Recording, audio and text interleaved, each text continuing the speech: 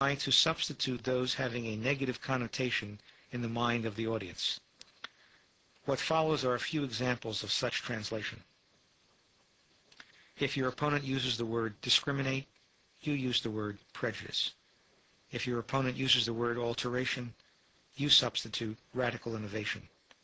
If your opponent uses the expression existing order, you substitute antiquated prejudice. If your opponent uses the expression religious zeal, you substitute fanaticism. If your opponent uses the expression law and order, you substitute political repression. Finally, in offering a general characterization of someone else's argument, you should dismiss it or categorize it emotively in terms of some generally known position that is rejected by your audience. Thus, with some audiences, an entire position might be dismissed as Marxist malarkey, outmoded idealism, old-fashioned liberalism, racist, or irrelevant. After a general characterization of the argument, you should attack the route taken by your opponent to his conclusion. Here you are criticizing the means he used to go from the evidence to the conclusion. Whether or not he is guilty of them, you can accuse him of certain traditional formal fallacies. Moreover, where possible, you should use the Latin names of these fallacies, because this will make the audience believe you are skilled in identifying such fallacies, and because the errors sound so much worse, just like a rare disease when described in Latin. For example, the appeal to force has as its Latin name the argumentum ad baculum. The attack on the individual has as its Latin name argumentum ad hominem. The argument from ignorance is the argumentum ad ignorantium. The appeal to pity is the argumentum ad misericordiam. The appeal to the people is the argumentum ad populum.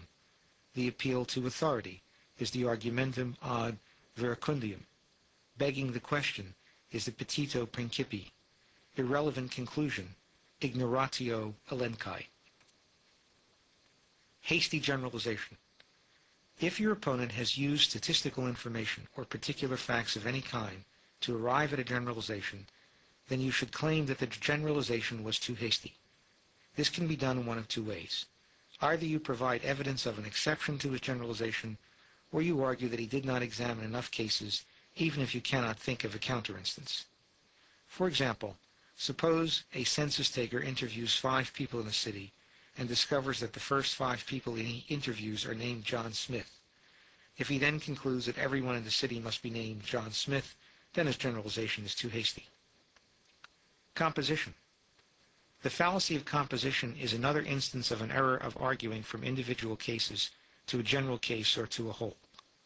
If I examine individual baboons and find that each one separately is cowardly, may I conclude that a pack of baboons will also be cowardly? The answer is no. When in a group, baboons become extremely aggressive. This concludes the first side of tape 2. Please turn the tape over to continue. You may accuse your opponent of the fallacy of composition whenever he implies that a whole has or does not have a property because the parts have or do not have that property. Division. Now we are concerned with arguments that move from a general principle to a particular case. The fallacy of division is that of believing some property of a whole to be automatically a property of every part of the whole. For example, a work of art may be beautiful, but this in no way means that every part of the work of art is beautiful and therefore indispensable. Is the Venus de Milo not beautiful because the arms are missing? Another example is that a great team fails to have a single all-star on it. The quality of the whole, being a great team, is not necessarily a quality of individual members. Accident. In the fallacy of accident, one mistakenly applies a general principle to a specific case without realizing that the circumstances, accidents of the individual case, make the general principle inapplicable. As an example of this, I am reminded of a scene from the film Dr. Strangelove, in which a mad general has ordered his planes to initiate an atomic attack without instructions from the Pentagon. Another officer attempts to phone Washington from a payphone in order to report the emergency, but finds that he has no change. There is a vending machine nearby, and the officer asks one of his men to break into it in order to obtain some change. The enlisted man refuses on the grounds that the vending machine is private property. No doubt one should not destroy private property, the general principle, but in the case of preventing a nuclear war, the exception, the accidental circumstances invalidate the general principle. When accusing someone of the fallacy of accident, one could argue that what he is really saying is that one general principle takes precedence over another general principle. Thus he is accusing his opponent of not clearly seeing the real problem at hand. Characterizing the conclusion, or the dilemma. The only test of a conclusion or principle is to extend it to the extreme in order to see how well it works. Thus, whenever your opponent gives his conclusion, assume that he means it to be a general principle. For example, if he concludes that we should send aid to a country in distress, for example Ethiopia, then you should assume that he wants to send aid to every country in distress. If he attempts to reject this notion, then counter by asking why some are to be favored over others. The second way of directly attacking the conclusion is to criticize it for not achieving some other function or goal. For example, if you are arguing against aiding the Ethiopians, then you should point out that such aid will in no way end the hostilities in Africa. The specific function not achieved should be something that you think the audience considers important. Nonverbal devices. There is no reason that an attacker cannot use the same nonverbal devices as used by one who presents an argument. Therefore, you should consult the end of the first chapter for a survey of such devices. Moreover, you will have an opportunity to survey which of these devices, if used by your opponent, was most effective and take steps to counteract it. In addition to the foregoing devices, you should remember that a good attacker tries to choose the battlefield. That is, he tries to give the impression that his interpretation of the opposition is the only one as well as the correct one. This task will be easier if you can, as part of your attack, divert the audience's attention from your opponent while he is presenting his case.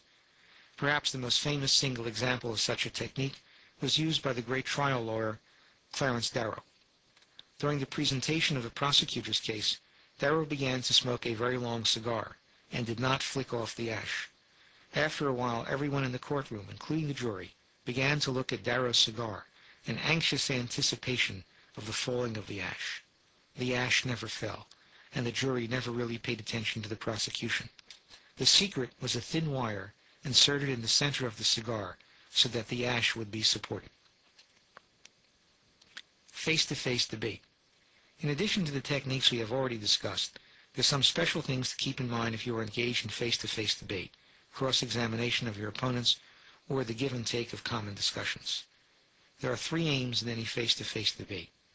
First and foremost, you are trying to elicit a contradiction from your opponent. Second, you are trying to embarrass the opposition publicly. Third, you are trying to convince the audience of your proficiency. Questioning. When asking questions of your opposition, your major aim is to elicit a contradiction. You do this primarily by getting your opponent to make two contradictory statements. Since he is likely to be looking out for this possibility, it is better to hide the conclusion toward which you are driving. In addition, you might ask leading questions, surreptitiously introduce premises you want brought out, and mix up the order so that it is not apparent in what direction you are going. The classic master at this sort of game is none other than Socrates. In fact, the Socratic method, most easily identified as the method of eliciting contradictions from opponent, is represented in Plato's dialogue, The Republic. The major participants in the discussion are Socrates and Thrasymachus. Thrasymachus argues that justice is whatever is in the interest of the stronger party, a variation of the position that might makes right. Socrates proceeds to question Thrasymachus to see if the position can withstand analysis. First, Thrasymachus. The laws are made by the ruling party in its own interest. A democracy makes democratic laws, a despot despotic ones, and so on. By making these laws, they define as right for their subjects whatever is for their interest, and they call anyone who breaks these laws a wrongdoer and punish him accordingly. That is what I mean. In all states alike, right has the same meaning, namely what is in the interest of the party established in power, and that is the strongest. So that the sound conclusion is that what is right is the same everywhere, the interest of the stronger party. Now Socrates. No doubt you also think it is right to obey the men in power. Thrasymachus.